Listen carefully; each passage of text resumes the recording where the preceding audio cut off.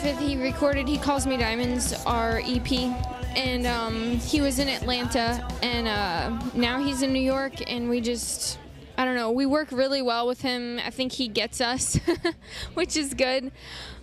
So we just thought, we loved what he did with He Calls Me Diamonds. It was just 6 songs, but we thought they were just awesome. So we just wanted this album to have that same, you know, his touch on it.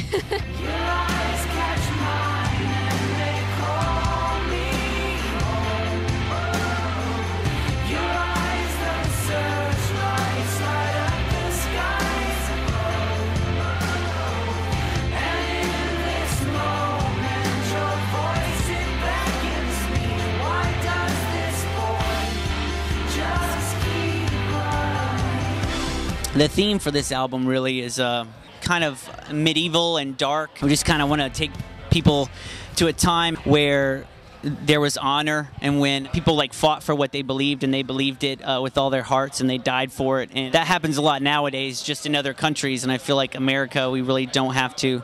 You know, we can pick and choose parts of the Bible we believe, and the album is just about people just standing up for what they believe is right, even though in the end they can totally suffer for it, but they believe it so strongly that they still stand for it. It's also a little bit on the futuristic side, kind of looking into what could possibly happen if you don't actually stand up.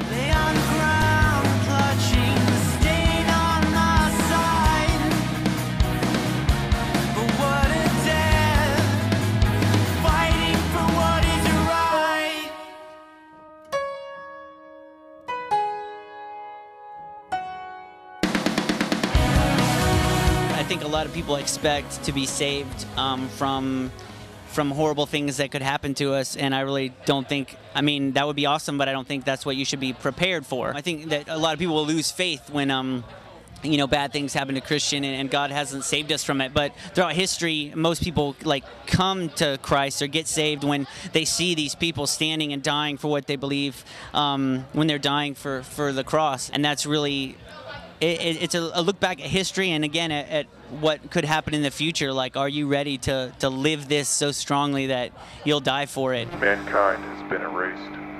We've taken over your cities, your governments, and your empires.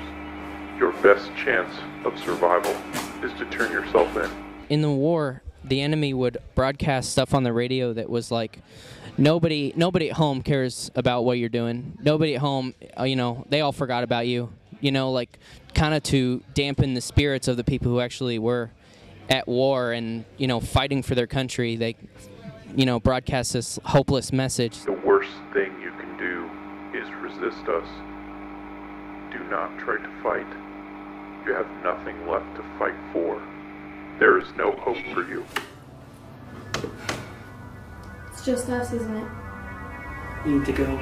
A lot of times people kind of think hope is like you're walking around with a smile on your face even though things are going bad for you, especially in Christian society. Like if someone dies, you know, and people are just going through it, a lot of times people just like want them to be walking around with a smile on their face. It's not always fireworks. Sometimes it's a candle burning. Like if the darkness is enclosing you and you can't see nothing and you've been in that darkness for so long, the fact that you're still holding this candle and keeping it lit, like, and staying faithful, you know, the fact that you can keep that candle burning through a long dark time, that's hope.